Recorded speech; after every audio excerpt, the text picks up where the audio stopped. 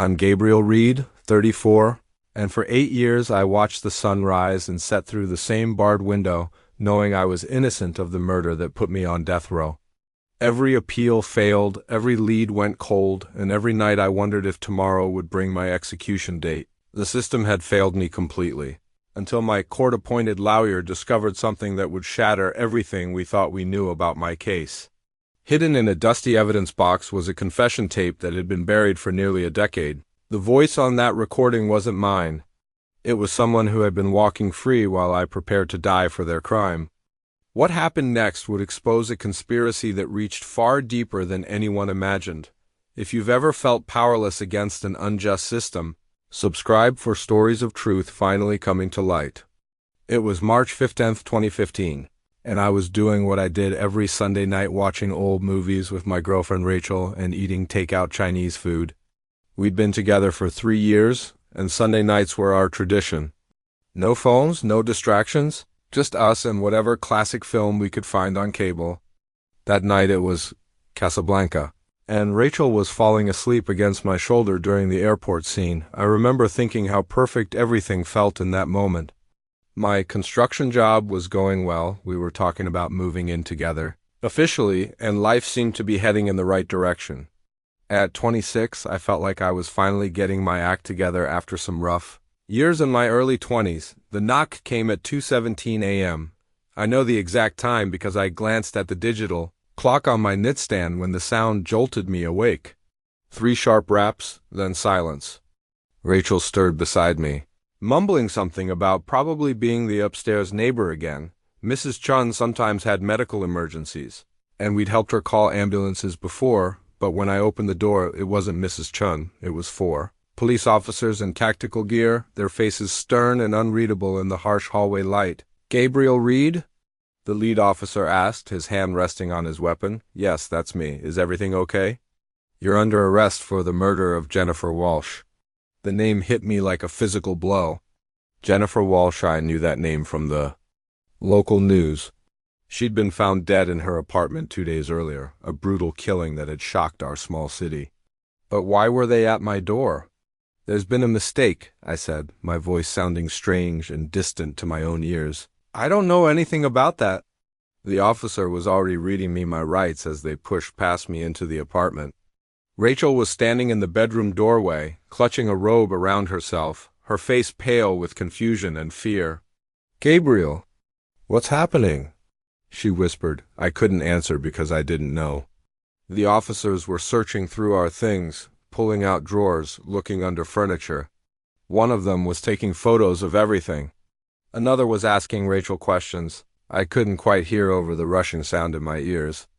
"Sir, we need you to come with us," the lead officer said, producing handcuffs. The metal was cold against my wrists.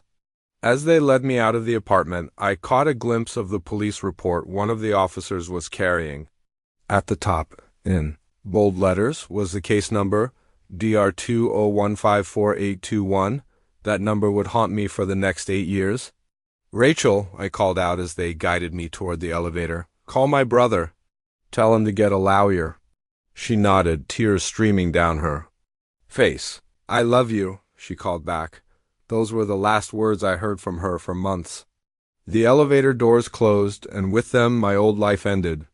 In the space of 20 minutes, I went from being a guy watching movies with his girlfriend to being a murder suspect. The system I'd always trusted to protect innocent people had just branded me as a killer during the ride to the police station.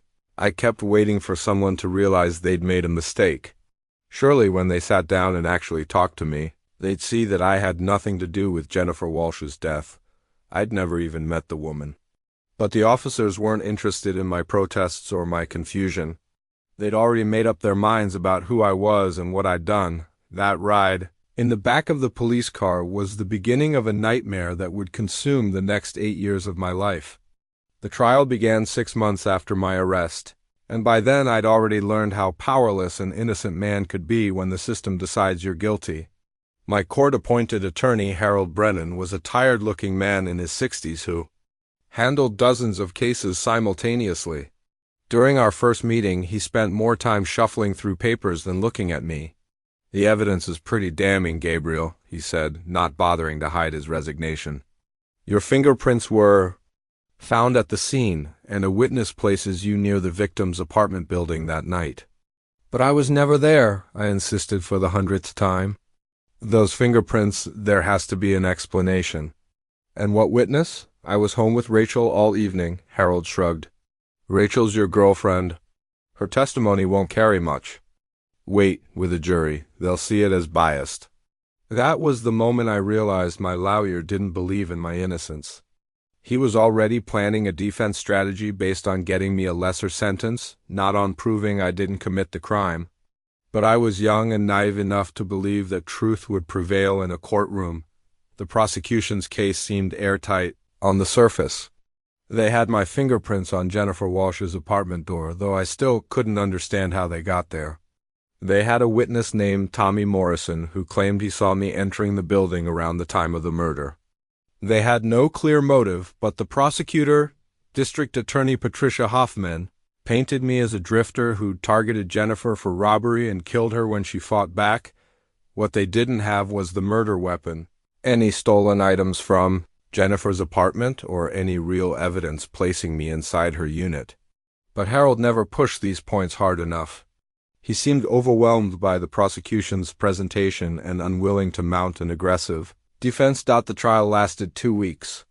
I sat in that courtroom every day, watching my life be dissected by strangers who had already decided my fate. The prosecution's star witness, Tommy Morrison, was a former drug addict who'd been arrested multiple times for theft and public intoxication. But Day Hoffman presented him as a concerned citizen who'd courageously come forward to identify me. I saw him clear as day, Tommy testified, pointing at me from the witness stand.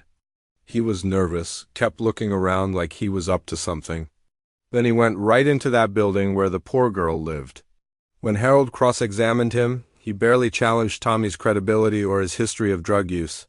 He asked few perfunctory questions about the lighting conditions and Tommy's sobriety that night, but nothing that would make the jury doubt his testimony. The fingerprint evidence was more complex. The prosecution's expert testified that my prints were found on the exterior door handle of Jennifer's apartment. But Harold never questioned how partial prints could be so definitively matched, or why only exterior prints were found if I'd supposedly forced my way inside. When it came time for the defense, Harold called only 3 witnesses: Rachel, my brother, Mike, and my supervisor from the construction company. Rachel testified that I'd been with her all evening, but the prosecution easily dismissed her as a biased girlfriend covering for her boyfriend.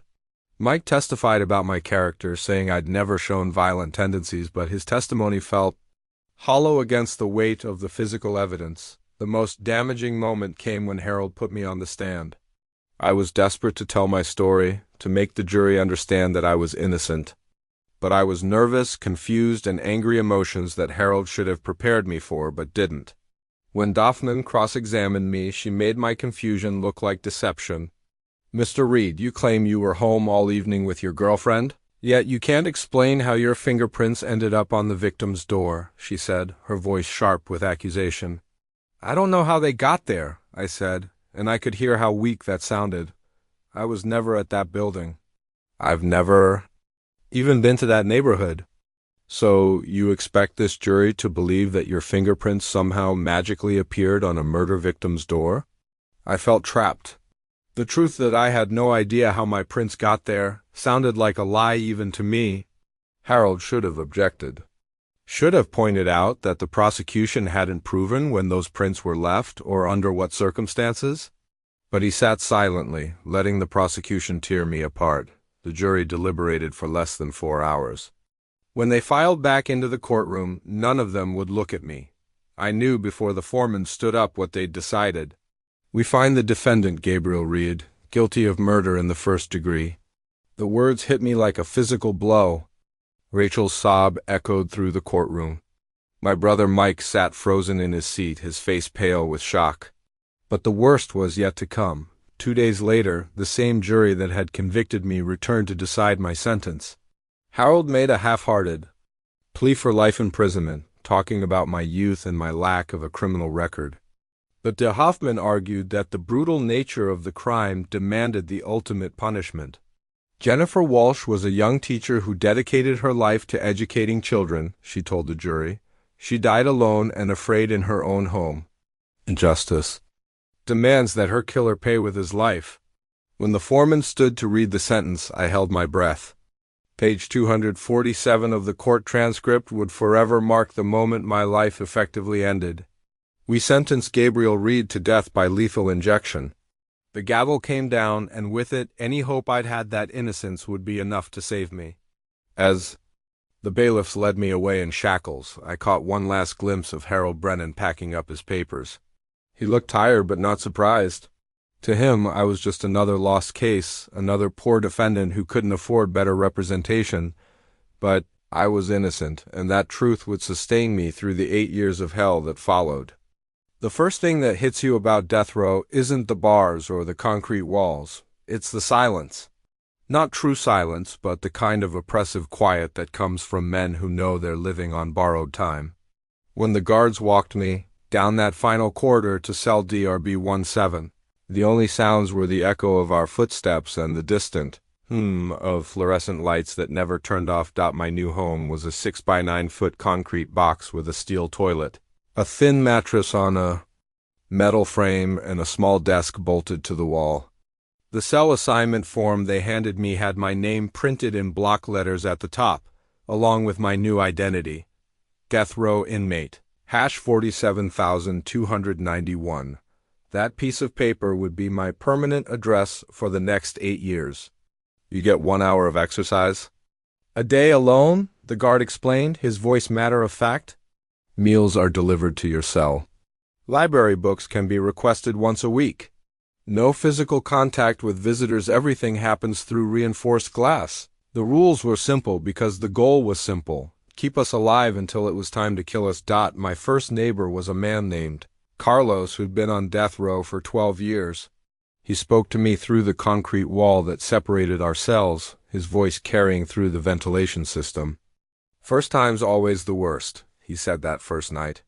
You're probably thinking this is all a mistake, that someone's going to figure it out and let you go home. It is a mistake, I replied, my voice barely above a whisper. Carlos was quiet. For a long moment, yeah, most of us said that at first. Some still do. But after a while you realize it doesn't matter what you did or didn't do. What matters is surviving each day without losing your mind. The daily routine was numbing in its predictability. Wake up at 6 a.m. when the lights came on. Breakfast pushed through a slot in the door, usually cold oatmeal, a piece of fruit, and coffee that tasted like dishwater. Then 23 hours of solitude broken only by the 1-hour exercise period in a small concrete yard surrounded by razor wire. During those first weeks, I wrote letters constantly. To Rachel, to my brother Mike, to my parents, to anyone who might listen. I wrote about my innocence, about the mistakes in the trial, about the hope that someone would investigate further. Rachel wrote back at first, long letters full of love and promises to wait for me. My family wrote too, expressing their support and disbelief at what had happened, but as the months passed, the letters became shorter and less frequent. Rachel's last letter came 8 months after my conviction. I'm sorry, Gabriel, she wrote. I believe you're innocent, but I can't live my life waiting for a miracle that might never come. I need to move on. She was 23 years old.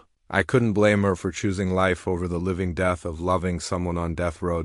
My parents visited once a month for the first year, sitting across from me in the visiting room, separated by thick glass and speaking through phones that made everything sound hollow and distant. My mother would cry during every visit, and my father would try to stay strong while his eyes betrayed his devastation. We're going to get you out of here, Dad would say. The same words every time. We're going to find a way. But after the first year, even their visits became less frequent. It wasn't that they stopped loving me, it was that hope became too painful to sustain. Watching your innocent son waste away in a cage, knowing there was nothing you could do to help him, was a special kind of torture. The psychological impact of death row is designed to break you down slowly. It's not just the isolation or the knowledge that the state plans to kill you. It's the complete loss of control over every aspect of your existence. You eat when they tell you to eat. You sleep when they tell you to sleep. You exercise when they tell you to exercise. You become a non-person, a number on a cell assignment form. Some men handled it better than others. Carlos had found peace through meditation and reading philosophy books. Others, like Jerome in Cell DRB-19, spent their days raging against the system, shouting at guards and filing lawsuit after lawsuit. A few, like the man in DRB-23 whose name I never learned, simply withdrew into themselves and stopped speaking. Altogether, I fell somewhere in the middle. I maintained my innocence to anyone who would listen, but I also tried to adapt to the reality of my situation. I read voraciously novels, biographies, legal texts, anything that could transport my mind beyond these concrete walls. I exercised religiously during my daily hour in the yard, doing push-ups and sit-ups to maintain some connection to my physical self, but mostly I remembered. I remembered every detail of that Sunday night when the police came to my door. I remembered every moment of the trial, every word of testimony, every expression on the jurors' faces.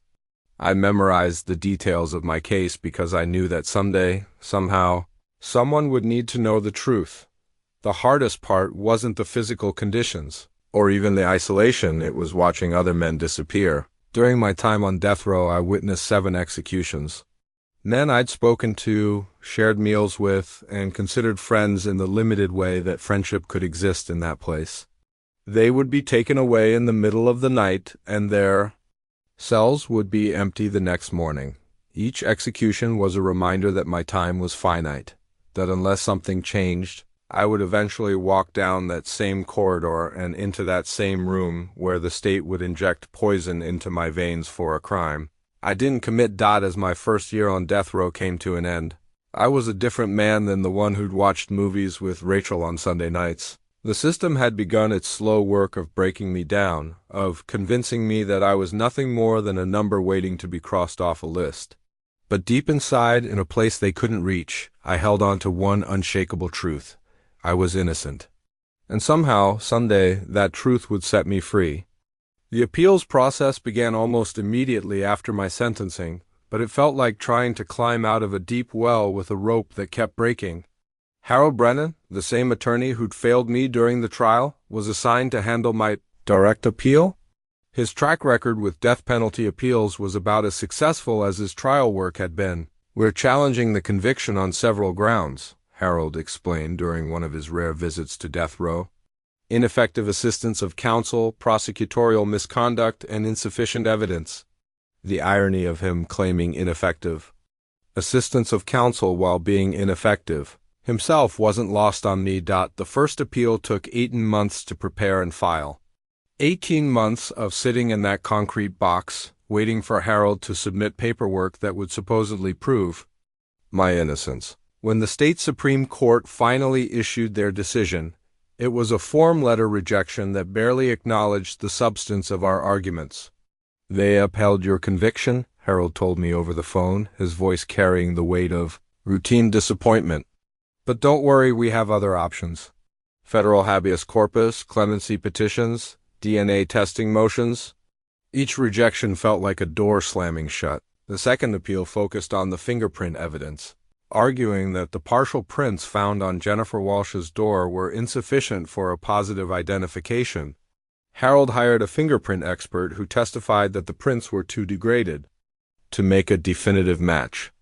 But the federal district court ruled that this was merely a dispute over the weight of evidence, not grounds for overturning a conviction. The third appeal was my last real hope. Harold had discovered that the prosecution had failed to disclose that their star witness, Tommy Morrison, had been offered a plea deal in an unrelated case in exchange for his testimony. This was a clear Brady violation. The prosecution was required to disclose any deals made with witnesses. I remember the day Harold came to tell me about this discovery. For the first time in 3 years, I saw something resembling hope in his tired eyes. "This could be it, Gabriel," he said, leaning forward in his chair. "Brady violations are serious constitutional errors. If we can prove the prosecution withheld this information, we might get you a new trial." Legal brief number 3 was the most comprehensive document Harold had ever prepared on my behalf. It detailed the Brady violation, included affidavits from other inmates who could testify about Morrison's deal, and presented a compelling argument that the prosecution had deliberately concealed exculpatory evidence. I spent months crafting my own supplemental brief, writing by hand in my cell during the long nights when sleep wouldn't come.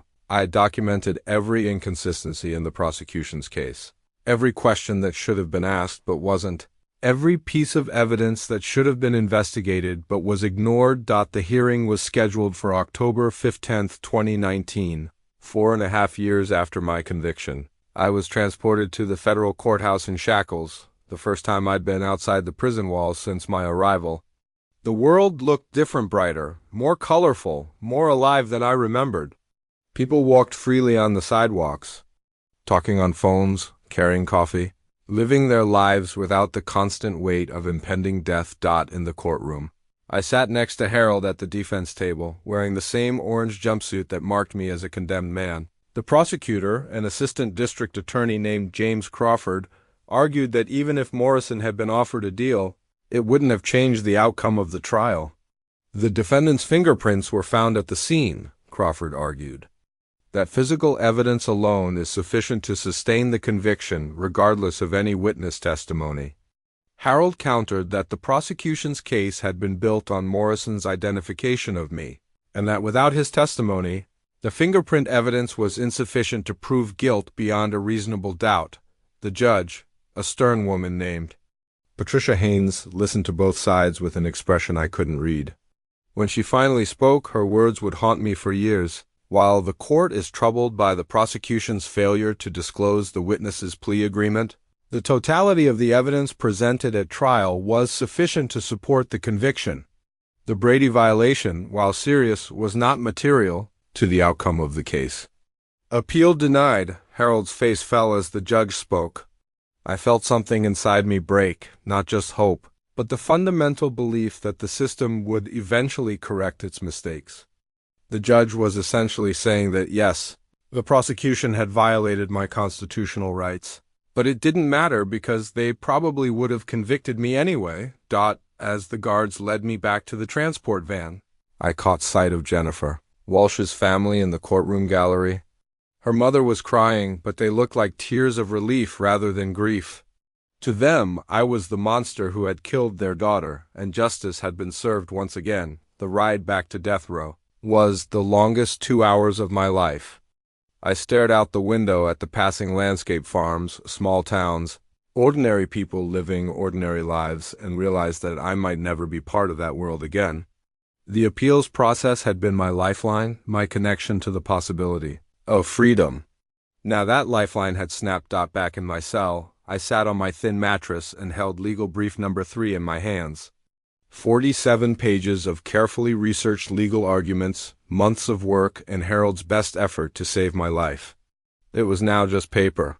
Worthless paper that couldn't unlock the door to my cage. Carlos spoke to me through the wall that night, his voice gentle and understanding. "I heard about the ruling," he said. "I'm sorry, Gabriel." "I don't know what to do now," I admitted. "That was my last real shot." "No, it wasn't," Carlos replied. "You're still breathing, which means you still have time. Something will turn up. It always does, eventually." I wanted to believe him, but sitting there in the darkness of my cell, holding the failed appeal that had taken 4 years to resolve, I felt more alone and hopeless than ever before. The system had failed me at every level: the investigation, the trial, the appeals process. I was an innocent man trapped in a machine designed to kill me. And that machine had just clicked one step closer to my execution. But Carlos was right about one thing: I was still breathing. And as long as I was alive, there was still a chance that someone, somewhere, would care enough about the truth to keep fighting for it. The letter arrived on a Tuesday morning in January 2020, mixed in with the usual stack of mail that rarely contained anything but rejection letters and legal notices. The return address caught my attention immediately. Innocence Project of the Southeast. I'd heard of the organization. They specialized in overturning wrongful convictions, but I'd never had any contact with them. The letter was brief and professional, typed on crisp white letterhead. "Dear Mr. Reed," it began. "My name is Lisa Chun, and I'm an attorney with the Innocence Project. We have reviewed your case file and believe there may be grounds for further investigation. If you are interested in our assistance, please contact our office at your earliest convenience." At the bottom of the page was a small white business card paper clipped to the letter. "Lisa Chun, Staff Attorney, Innocence Project of the Southeast." The card was simple, elegant, and represented something I hadn't felt in years. Hope. I stared at that business card for a long time, afraid to believe it was real.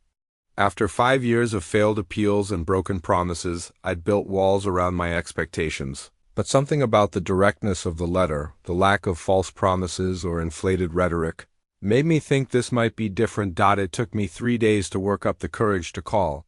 When I finally did, Lisa Chun answered the phone herself. "Mr. Reed," she said, her voice warm but professional. "Thank you for calling.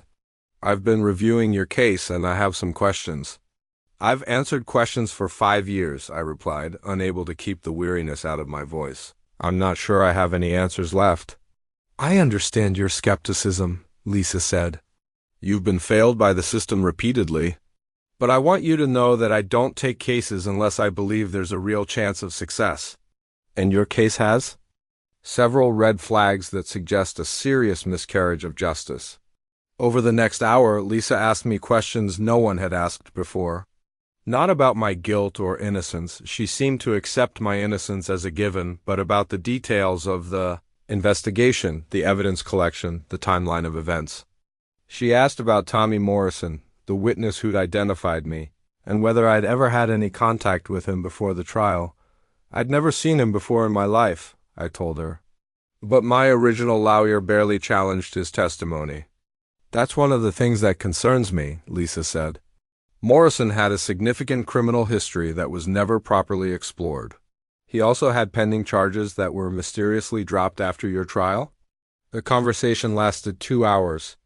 By the end, I felt something I hadn't experienced in years, the sense that someone was truly listening to me, truly believing in my innocence, and truly committed to finding the truth. "I want to be clear about something," Lisa said before we hung up. "This isn't going to be easy or fast. Overturning a conviction, especially a death penalty case, requires meticulous work and often takes years. But I've seen cases that seemed hopeless turn around because someone was willing to dig deeper than the original investigation." "Are you saying you'll take my case?" "I'm saying I already have." When I hung up the phone, I sat in my cell for a long time, holding Lisa's business card. Carlos had been transferred to another facility the month before, so I had no one to share the news with. But for the first time in 5 years, I felt like I had an ally, someone who saw me as more than just another death row inmate claiming innocence. Lisa's first visit came 2 weeks later. She was younger than I'd expected, probably in her early 30s, with short black hair and intense brown eyes that seemed to take in everything at once. She carried a thick briefcase and several boxes of files, more documentation than Harold Brennan had ever brought to any of our meetings.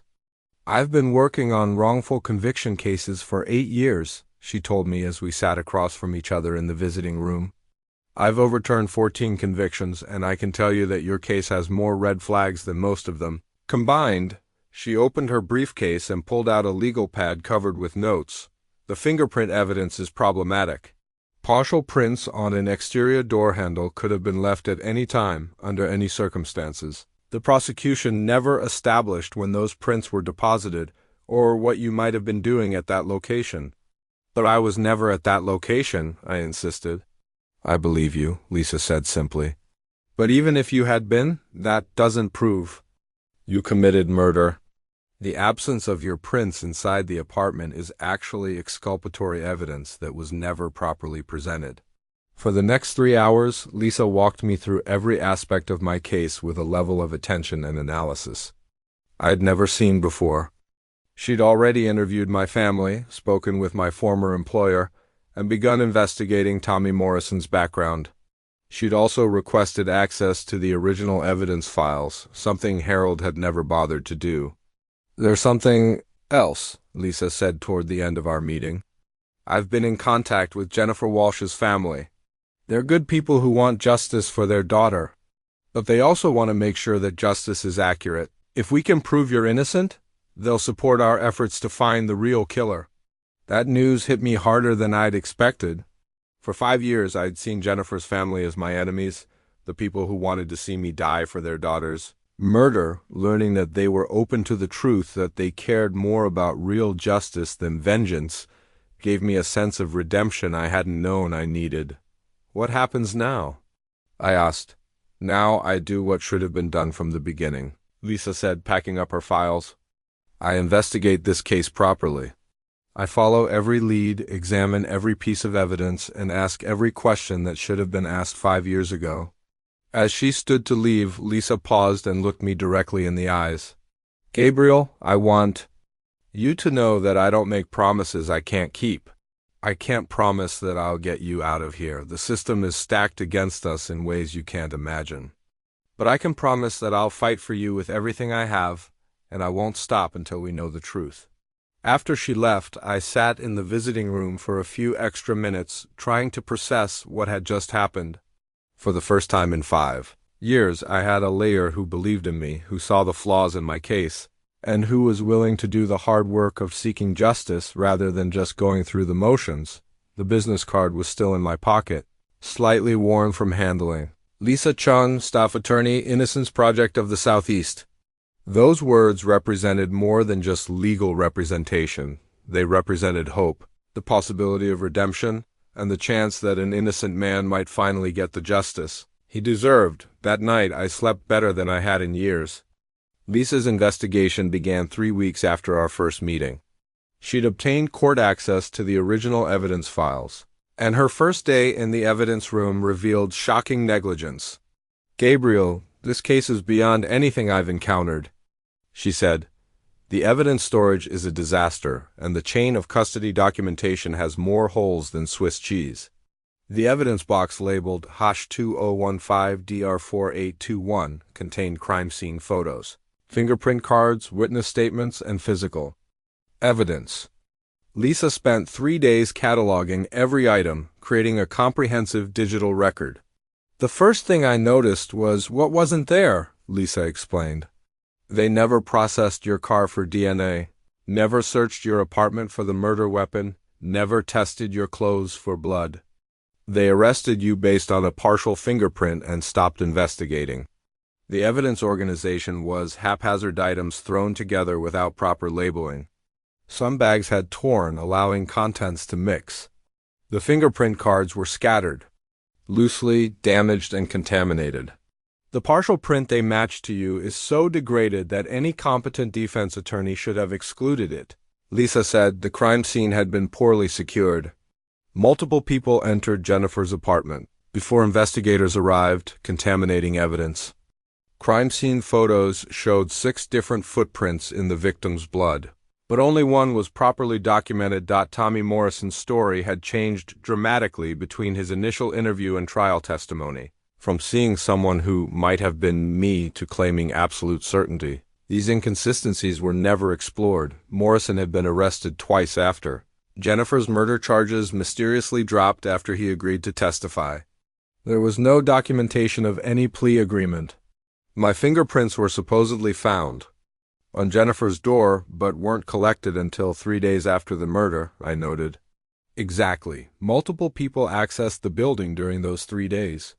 Your prints could have been transferred through secondary contact without you ever being at the scene. The investigators had focused exclusively on me, abandoning other leads. Jennifer's ex-boyfriend with a domestic violence history was interviewed once and forgotten. A neighbor who saw a suspicious car was never asked for details. "This wasn't an investigation," Lisa said angrily. "This was a rush to judgment." Most troubling, several pieces of evidence were missing entirely. A coffee cup from the crime scene, photographs of tire tracks, and significantly, an audio recording mentioned in Detective Morrison's notes. "Look here, audio evidence secured, file number 4821A7, but there's no audio evidence in this box." The picture emerging was of systematic failure at every level. Lisa had filed motions to locate the missing evidence, but wasn't optimistic about cooperation. "What happened to you wasn't bad luck," Lisa concluded. This was systematic negligence, bordering on misconduct. Someone decided you were guilty and worked backward to build a case. The evidence box that had sealed my fate was now revealing the conspiracy that had put me on death row. The missing audio evidence would prove to be the key to my freedom. The call came on a Friday morning in March. Lisa's voice trembled with excitement. "Gabriel, I need you to sit down," she said. I found something. My heart started racing. This wasn't cautious optimism. This was something bigger. "I've been working with a private investigator to track down the missing audio evidence," she continued. "We got access to the police department's old storage facility and found it." She paused as papers rustled in the background. "There's a cassette tape labeled Evidence 4821 Audio 7 that was never logged into the main database. It was in a mislabeled box with evidence from other cases. The label says witness statements, but Gabriel, it's not witness statements." "What is it?" I asked, though I already knew the answer would change everything. "It's a confession. Someone confessing to Jennifer Walsh's murder. And Gabriel, it's not your voice." The words hit me like a physical blow. I sat heavily on my mattress, phone shaking in my hand. After 6 years of maintaining my innocence, here was proof someone else had committed the crime. "Are you sure?" I whispered. "I've listened to it a dozen times. The voice is clearly male, definitely not yours, and the details match the crime. Seeing perfectly. Details never released to the public." Lisa had the tape authenticated by experts. The recording was genuine, made on equipment consistent with police department use in 2015. The timestamp was March 18, 2015, 3 days after my arrest. "Someone confessed 3 days after they arrested you?" Lisa said angrily. "And this tape disappeared from evidence files." She played portions over the phone. The voice was rough, nervous. "I killed her. I didn't mean for it to happen, but I killed Jennifer Walsh." The confessor described crime scene details. Only the killer could know Jennifer's body position. Specific injuries, her missing apartment key. He mentioned taking a coffee cup from her kitchen, one of the missing evidence pieces. "I know this voice," Lisa said. "I've heard it in the case files. It belongs to someone interviewed during the investigation." For the next hour, Lisa analyzed the confession. The speaker mentioned owing Jennifer money, an argument the night she died, going to her apartment about something she'd discovered. He says she found out about something he'd done that could send him to prison. He went to convince her to keep quiet, and when she refused, he lost control. The confessor described covering up the crime-wiping surfaces, taking items that connected him to Jennifer, stealing her key to stage a break-in. This explains everything the prosecution couldn't explain in your case. The man sounded drunk, desperate, remorseful, and terrified. "The question is," Lisa said, "who is this, and why was his confession buried?" Within an hour, Lisa had compared the voice to recorded interviews from the investigation. "It's Derek Morrison," she whispered. "Tommy Morrison's older brother." Lightning struck. Tommy Morrison, who'd identified me, had a brother who confessed to the murder. A confession recorded by police and buried. "This explains everything," Lisa said excitedly. "Tommy didn't see you that night. He saw his brother? Either he was covering for Derek or police convinced him to point at you instead. If Derek killed Jennifer, Tommy's identification was either mistaken identity or deliberate perjury. Either way, the prosecution's case was built on lies. But why would police bury this confession?" "Because they'd already arrested you," Lisa said grimly. "By the time Derek confessed, you were in custody, media called it solved, and the DA was preparing for trial. Admitting they had the wrong man would have been embarrassing. So they buried the confession and proceeded with your prosecution." As I sat in my cell afterward, emotions overwhelmed me. Relief that my innocence was proven. Rage that proof had existed all along. Grief for 6 stolen years, but mostly hope. Real hope for the first time since this nightmare began. The cassette tape wasn't just proof of my innocence, it was proof of conspiracy reaching the highest levels of the justice system that night. I called my brother Mike for the first time in 2 years. When I told him about the confession tape, he broke down crying. "I always knew you were innocent," he said through tears. I never stopped believing. I know, I replied, and now everyone else will know too. The confession tape was vindication proof that an innocent man's claims had been true all along. It was the beginning of the end of the conspiracy that put me on death row for another man's crime. Within 48 hours of identifying Derek Morrison's voice, Lisa had assembled a complete profile of the real killer. What she discovered was more disturbing than we'd imagined. Derek wasn't just overlooked, he should have been the prime suspect from the beginning. Look at this, Lisa said, spreading crime scene photographs across the visiting room table. She pointed to a blurry figure in the background, barely visible near the building entrance. This photograph was taken by crime scene investigators, but nobody enhanced it or identified who this person was. Lisa had the image digitally enhanced. When enlarged, it clearly showed Derek Morrison near the building entrance 1 hour before Jennifer's estimated time of death. He was there, Gabriel. Derek Morrison was at the crime scene, captured in a police photograph, and nobody investigated. Derek Morrison was 34 in 2015, with extensive criminal history including burglary, assault, and drug possession. He'd been arrested twice for domestic violence and had serious gambling debts, but the crucial detail was Derek's connection to Jennifer Walsh, completely missed by investigators. Jennifer wasn't a random victim, Lisa explained, showing me bank records. Derek Morrison owed her money, significant money. Records showed Jennifer had loaned Derek $15,000 6 months before her death. Derek had been failing to meet payment schedules. In the weeks before her murder, Jennifer had pressured Derek for repayment, threatening legal action. This is the motive prosecution never found, Lisa said. Derek killed Jennifer because she threatened to sue him for the money. But Derek's problems with Jennifer went deeper. Lisa discovered Derek had been embezzling from his construction company, forging checks and stealing equipment for gambling money. Jennifer, who worked as a bookkeeper, had discovered Derek's embezzlement and threatened to report him. She didn't just want her money back, Lisa said, reading Jennifer's personal notes. She'd figured out Derek was stealing from his employer and was going to turn him in. That's what Derek meant on the confession tape about her finding out something that could send him to prison. The timeline now made perfect sense. Derek had been stealing to pay gambling debts. Jennifer discovered his scheme, and she gave him an ultimatum: repay the loan and stop stealing, or she'd report him. Derek's confession revealed he'd gone to Jennifer's apartment to beg her not to report him. When she refused and threatened to call police immediately, Derek lost control and killed her. The sick irony, Lisa said disgustedly, is that Derek Morrison was interviewed during the original investigation. He was on their list of people who knew the victim. But when asked about his relationship with Jennifer, he claimed they were casual acquaintances. The detectives never verified his story or checked financial records. Lisa showed me the police report from Derek's interview, single page documenting a conversation lasting less than 30 minutes. Derek claimed he barely knew Jennifer and was home alone watching television the night of the murder. They never asked for phone records, never checked his alibi, never looked into his criminal background, Lisa said. Basic detective work would have discovered the financial connection within hours.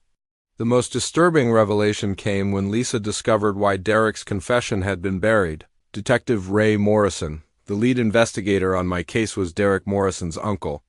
Detective Morrison knew his nephew was the killer, Lisa said, hands shaking with anger. Ray Morrison was Derek's father's brother. When Derek confessed, probably hoping for leniency from his uncle, Detective Morrison chose to protect his family instead of seeking justice. The corruption ran deeper than suspected. Detective Morrison hadn't just buried his nephew's confession, he'd actively worked to frame me. He'd coached Tommy Morrison to identify me, manipulated evidence, and pressured the DA's office to seek the death penalty, knowing an innocent man would die for his nephew's crime. This wasn't just prosecutorial misconduct, Lisa said. This was criminal conspiracy involving multiple levels of law enforcement. Other evidence pointing to Derek had been ignored or suppressed. Derek's fingerprints were found on a dumpster behind Jennifer's building, collected, but never analyzed because Detective Morrison deemed them irrelevant.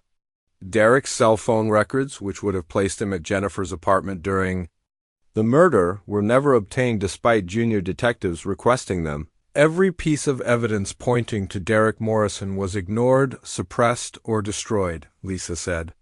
Meanwhile, every piece of circumstantial evidence possibly pointing to you was magnified and presented as definitive proof, as Lisa continued. Revealing Derek Morrison's guilt and the conspiracy to frame me, I felt vindication and horror. Vindicated because my innocence was beyond question. Horrified because my 6 years on death row weren't due to mistakes, they were the result of deliberate criminal acts by people sworn to uphold the law. Derek Morrison had killed Jennifer Walsh for money and to cover up other crimes. Detective Ray Morrison had covered up his nephew's confession and framed an innocent man to protect his family. Tommy Morrison had perjured himself, probably under pressure from his uncle. The Morrison family had destroyed my life to save one of their own. If Lisa hadn't been persistent enough to find that buried confession tape, I would have been executed for Derek Morrison's crime while he walked free, but now the truth was coming to light, and there would be nowhere for any of them to hide. The smoking gun came in an internal police memorandum Lisa discovered in Detective Ray Morrison's personnel file. The memo, dated March 21, 2015, 6 days after my arrest, was communication between Detective Morrison and Lieutenant Patricia Hayes. The subject line read, Walsh homicide, audio evidence disposition. Lisa read the memo over the phone. Detective Morrison writes, audio evidence from Walsh case determined to be a relevant witness statement. Recommend transfer to cold case storage per department protocol. Case clearance rate priorities require. Focus on prosecutable evidence only. The memo was bureaucratic language hiding the truth.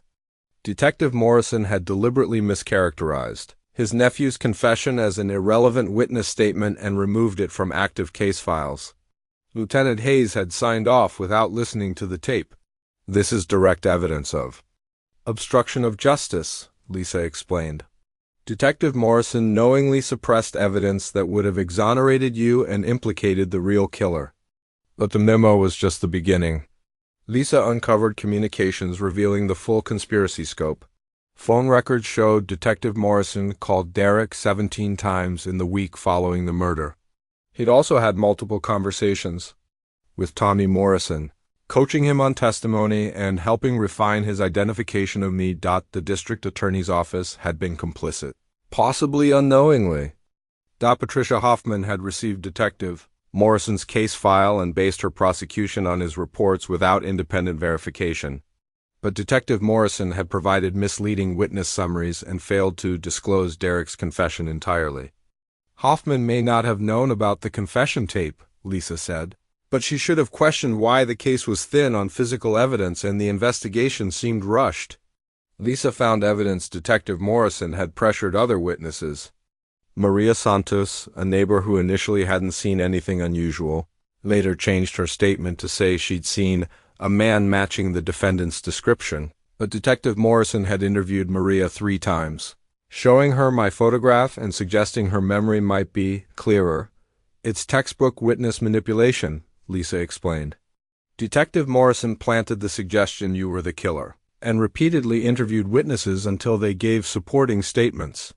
The forensic evidence had been manipulated too. Detective Morrison personally handled much of the evidence collection, including fingerprint samples later matched to me. Chain of custody documentation showed gaps suggesting possible tampering.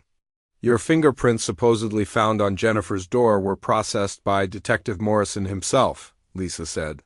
He collected them, analyzed them, and reported the match. No independent verification, no second opinion.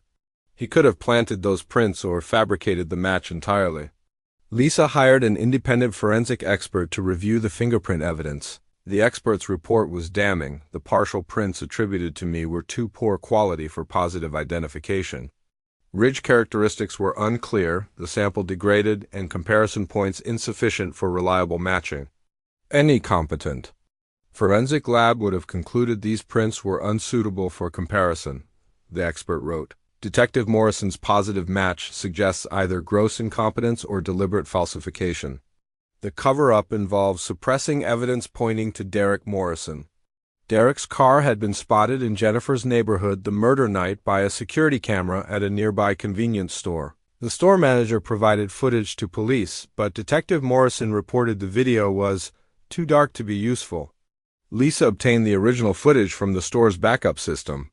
When enhanced, the video clearly showed Derek Morrison's vehicle, arriving at 9:47 p.m. and leaving at 9:52 p.m., placing him in Jennifer's neighborhood, less than 2 hours before her estimated death time. This video alone would have made Derek a prime suspect, Lisa said, but Detective Morrison buried it. The financial motive connecting Derek to Jennifer was deliberately ignored. Lisa found records showing Detective Morrison specifically instructed other detectives not to investigate Jennifer's personal finances, claiming it was unnecessary for establishing the perpetrator's identity. He'd also discouraged thorough background checks on Derek despite his extensive criminal record. Detective Morrison controlled every investigation aspect, Lisa said. He assigned himself as lead detective, directed evidence collection, managed witness interviews, and determined which leads to pursue. Perfect position to frame you while protecting Derek. The conspiracy reached the prosecutor's office. Detective Morrison had provided D.A. Hoffman selective information, emphasizing evidence supporting my guilt while downplaying or omitting evidence suggesting other suspects. He'd also recommended against DNA testing several pieces of evidence, claiming it would be cost-prohibitive and unnecessary. Hoffman trusted Detective Morrison's recommendations because he was a veteran investigator with good clearance rates, Lisa explained. She didn't know he was protecting his family. Perhaps most disturbing, this wasn't Detective Morrison's first evidence manipulation. Lisa's investigation revealed a pattern of questionable practices, including several cases where suspects were convicted based primarily on his work, only to have convictions later questioned or overturned. Detective Morrison had been cutting corners and manipulating evidence for years, Lisa said. Your case was just the most extreme example. The internal police memo that started Lisa's cover-up investigation was now one piece of a much larger puzzle. She'd assembled a comprehensive case showing Detective Morrison had committed multiple felonies, framing me and protecting his nephew. This isn't just about getting you exonerated, Lisa said. This is about exposing a corrupt system willing to execute an innocent man to protect a guilty cop's family. The memo, with its casual dismissal of Derek's confession as irrelevant, would become the centerpiece of Lisa's motion to overturn my conviction. It was proof authorities had known of my innocence and chosen to proceed with prosecution anyway. As Lisa prepared to file her motion, she wasn't just seeking my freedom, she was seeking accountability for everyone who participated in the conspiracy that put me on death row. Justice delayed is justice denied, she said. But justice perverted is even worse. We're going to make sure everyone who participated faces consequences. The internal police memo Detective Morrison thought would hide. His crimes forever was about to become evidence that would destroy him and vindicate me. Lisa worked 18-hour days for the next 3 months, building an ironclad case for my exoneration. Her office looked like a war room, walls covered with timelines, photographs, and evidence charts that told the story of my wrongful conviction and the conspiracy that had caused it. But the breakthrough that would make our case unassailable came from an unexpected source, DNA technology that hadn't existed in 2015. Gabriel, I need you to understand how significant this is, Lisa said, holding up a laboratory report with shaking hands. We finally have scientific proof of your innocence. The DNA test results form in her hands represented months of legal maneuvering to get biological evidence from the crime scene retested using advanced techniques that were now available. The original investigation had failed to collect DNA evidence from several key sources, but Lisa had convinced a judge to order new testing of items that had been preserved in the evidence locker. They found male DNA under Jennifer's fingernails. That doesn't match you, Lisa explained, her voice filled with excitement and vindication. The DNA profile matches Derek Morrison perfectly. The scientific evidence was overwhelming. DNA extracted from blood found on Jennifer's apartment door handle matched Derek Morrison, not me. Saliva found on the coffee cup that Derek had mentioned, taking from Jennifer's kitchen, also matched his DNA profile. Most damning of all, DNA found under Jennifer's fingernails indicated she had fought her attacker and that attacker was definitively Derek Morrison. This is exactly what we needed, Lisa said. DNA evidence doesn't lie and it doesn't make mistakes. Derek Morrison's DNA is all over that crime scene, while yours is nowhere to be found. But Lisa wasn't content to rely solely on DNA evidence. She'd spent months tracking down witnesses who had been ignored or intimidated during the original investigation. Maria Santos, the neighbor who had changed her story after repeated interviews with Detective Morrison, agreed to recant her testimony and tell the truth about the pressure she'd faced. Detective Morrison kept coming back to my apartment, Maria told Lisa in a recorded interview. He showed me Gabriel's picture over and over, asking if I was sure I hadn't seen him. He said I needed to think harder, that I was probably confused about what I'd seen. Finally, I just told him what he wanted to hear so he'd leave me alone. Lisa had also located Jennifer's co-worker, Sandra Price, who had crucial information about Jennifer's relationship with Derek Morrison that had never been explored during the original investigation. Jennifer was terrified of Derek in the weeks before she died, Sandra testified in an affidavit. She told me he'd been calling her constantly, demanding more time to pay back the money he owed her. She said he'd gotten violent during one of their conversations and she was thinking about getting a restraining order. The financial evidence Lisa assembled painted a complete picture of Derek's motive for murder. Bank records showed that Derek had been in desperate financial straits, owing money to multiple creditors and facing potential imprisonment for his embezzlement scheme. Jennifer's loan to Derek wasn't just about money, it was about her discovery of his other crimes and her threat to expose him. Derek wasn't just killing Jennifer to avoid paying back a loan, Lisa explained. He was killing her to prevent her from destroying his entire life by exposing his criminal activities. Lisa had also uncovered evidence that Derek had planned the murder in advance. Phone records showed that he'd called Jennifer's apartment building multiple times in the days before her death, apparently checking to see when she would be home. He'd also researched methods of disabling security cameras, though he'd apparently failed to notice the convenience store camera that had captured his vehicle. The media attention surrounding Lisa's investigation had been intense. Local newspapers were running daily stories about the corruption in my case, and national news outlets had picked up the story of an innocent man who'd spent 6 years on death row while the real killer walked free. The pressure on the district attorney's office to acknowledge their mistakes was mounting. Public opinion is turning in our favor, Lisa said during one of our weekly meetings. People are starting to understand that this isn't just about one wrongful conviction. It's about systemic corruption that could happen to anyone. But Lisa knew that media attention alone wouldn't be enough to secure my freedom. She needed to present a legal case so compelling that no judge could ignore it. Her motion for a new trial was a masterpiece of legal advocacy, 127 pages of evidence, expert testimony, and legal arguments that demolished every aspect of the case against me. The motion included DNA evidence proving Derek Morrison's guilt, documentary evidence of Detective Morrison's cover-up, testimony from witnesses who had been coerced or ignored, and expert analysis showing that the original investigation had been fundamentally flawed from the beginning. We're not just asking for a new trial, Lisa explained. We're asking for the charges against you to be dismissed entirely because the prosecution's case was built on lies, fabricated evidence, and prosecutorial misconduct. Lisa had also filed complaints against Detective Morrison with the state police, Internal Affairs Division, and the district attorney's office. She'd provided evidence of his criminal activity and demanded that he be prosecuted for his role in my wrongful conviction. Detective Morrison committed multiple felonies when he framed you, Lisa said. Tampering with evidence, obstruction of justice, perjury, conspiracy. He should be facing the same kind of prison time he helped inflict on you. The response from the authorities had been mixed.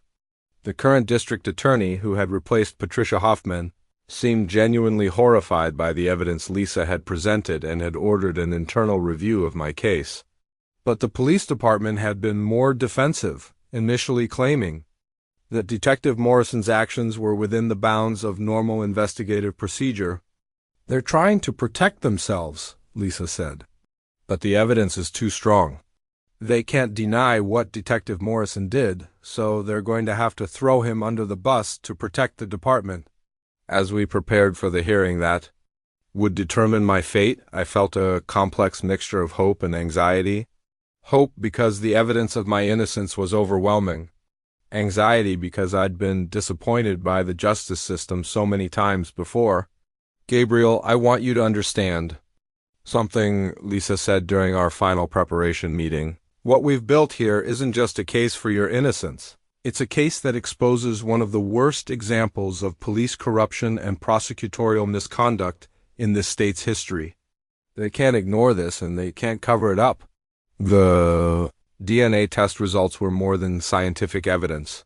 They were vindication of every claim I'd made about my innocence for the past 6 years. Combined with the confession tape, the documentary evidence of the cover-up, and the testimony of coerced witnesses, Lisa had assembled a case that would not only free me, but would also ensure that those responsible for my wrongful conviction faced justice themselves. As I sat in my cell the night before the hearing, I looked at my reflection in the small metal mirror bolted to my wall. The man looking back at me was older, grayer, and more weathered than the 26-year-old who had been arrested 6 years earlier, but he was also vindicated. The DNA evidence had proven what I'd always known: I was innocent, and the truth was finally coming to light. The courtroom was packed on June 10, 2021, exactly 6 years and 3 months after my conviction.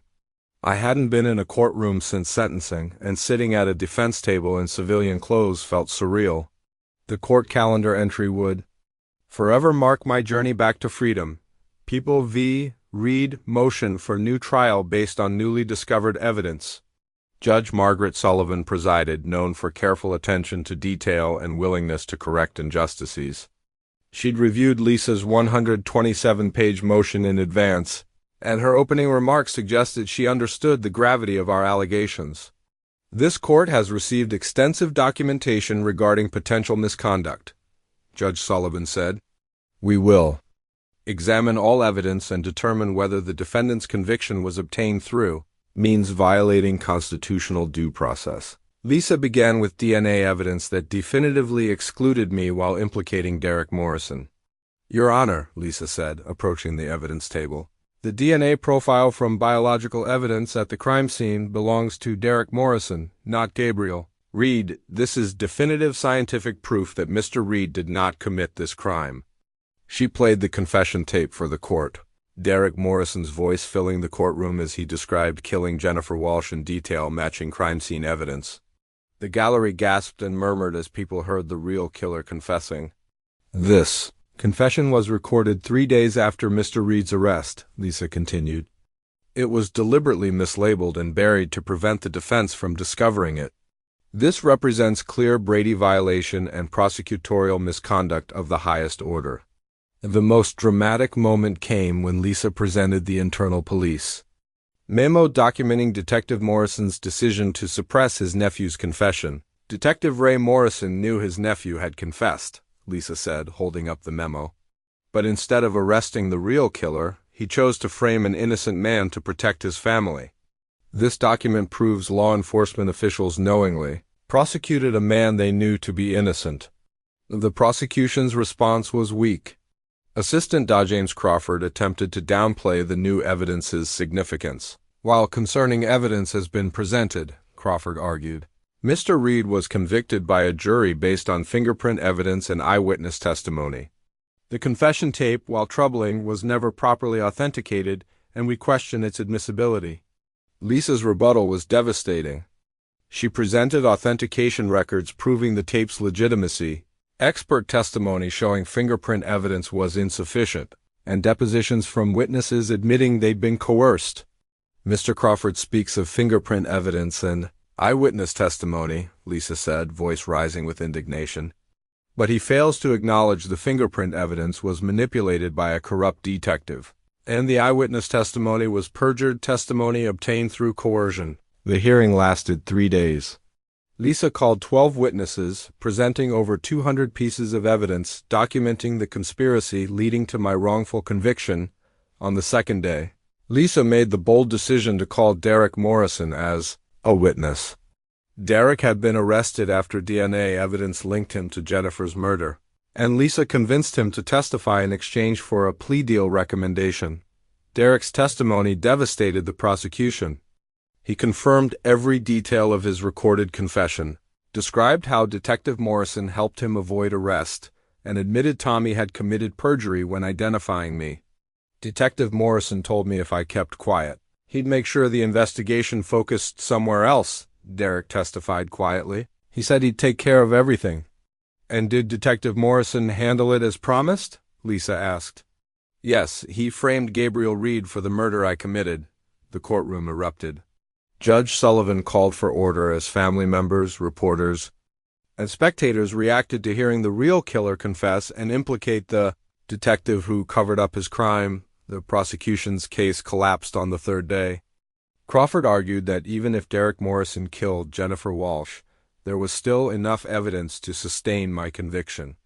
But Lisa systematically demolished every piece of evidence used against me. Judge Sullivan's questions made clear she was deeply disturbed. When Crawford tried minimizing the suppressed confession tape's significance, the judge interrupted sharply. Mr. Crawford, are you seriously arguing that a recording of the real killer confessing is not material evidence? Are you suggesting this court should ignore definitive proof of innocence because it's inconvenient for your office? Crawford's stammering response only made the prosecution look worse. At day three's end, Judge Sullivan announced she would issue her ruling the following morning. As guards prepared to escort me back to prison for what I hoped would be my last night on death row, Lisa squeezed my hand. Tomorrow, you go home, she whispered. That night, I couldn't sleep. I lay on my mattress thinking about everything leading to this moment. 6 years had been stolen by corrupt officials who chose to protect a killer rather than seek justice. But tomorrow, if Judge Sullivan did what evidence demanded, that nightmare would finally end. The hearing had exposed truth not just about my innocence, but about systemic corruption making my wrongful conviction possible. Detective Morrison's criminal conspiracy, the prosecutor's failure to ensure fair trial, and appeals court's unwillingness to examine innocence claims had been laid bare. As dawn broke over the prison on June 18, 2021, I prepared for what I hoped would be my final day as death row inmate number 47291. The court calendar entry that brought me to this moment was about to become the document, restoring my freedom and vindicating my innocence. Judge Sullivan entered the courtroom at exactly 9 a.m. on June 18, 2021, carrying documents and an expression I couldn't read. The courtroom was packed with reporters, legal observers, and family members filling every seat. I sat at the defense table in civilian clothes Lisa had brought, confident I wouldn't return to death row. My hands shook as Judge Sullivan took her seat and shuffled through papers. This court has carefully considered all evidence presented, she began clearly. The allegations of prosecutorial misconduct, police corruption, and suppression of exculpatory evidence are among the most serious this court has encountered. She paused, looking directly at me. The DNA evidence conclusively excludes Mr. Reed as the perpetrator while definitively implicating Derek Morrison. The confession tape provides detailed crime knowledge only the killer could possess. The documentary evidence of Detective Morrison's deliberate suppression represents a criminal conspiracy to frame an innocent man. My heart pounded, but I caught the most important phrase, innocent man.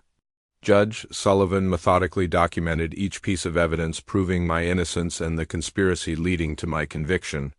She criticized the original investigation, prosecution's failure to disclose evidence, and appeals court's unwillingness to examine my innocence claims. The evidence demonstrates not only that Mr. Reed is innocent, but that he was victim of a deliberate criminal conspiracy involving law enforcement officers sworn to uphold justice, she said, voice growing stronger. Then came the moment I'd dreamed about for 6 years. Therefore, the court grants the defense motion for a new trial. Furthermore, given overwhelming evidence of Mr. Reed's innocence and prosecutorial misconduct leading to his conviction, the court orders immediate dismissal of all charges. The defendant is hereby ordered released from custody immediately. The gavel came down, ending 6 years of wrongful imprisonment. The courtroom erupted in cheers. I heard Mike shouting, "Yes!" through tears. Lisa grabbed my hand, her eyes wet with emotion. "You're free, Gabriel," she whispered. "You're finally free." The court order for immediate release was processed as Judge Sullivan spoke. Within minutes, the bailiff removed my ankle shackles. The last physical restraint connecting me to prison life, the emotional impact was overwhelming.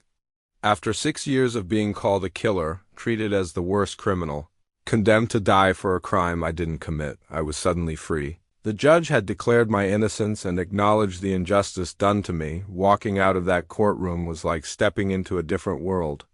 The hallway packed with reporters shouting questions, cameras flashing, supporters calling my name.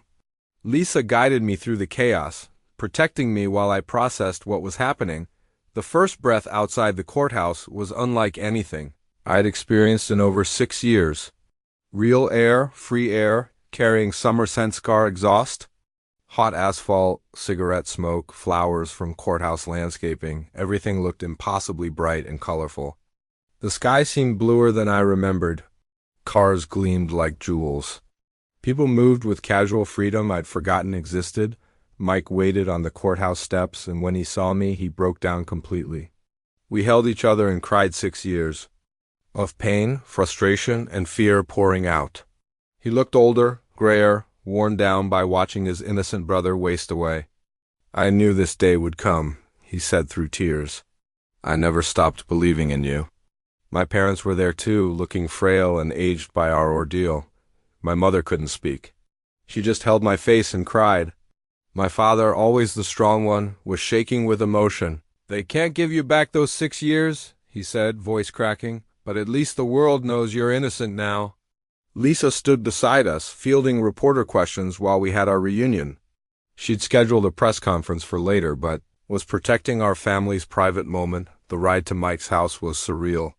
I sat in his passenger seat, first time in a civilian vehicle in over 6 years, watching the world pass by. Everything seemed faster, busier, more chaotic than I remembered. Technology had changed. People looked at advanced phones I'd never seen. "The world kept moving while you were gone," Mike said gently, noticing my amazement. "But we're going to help you catch up."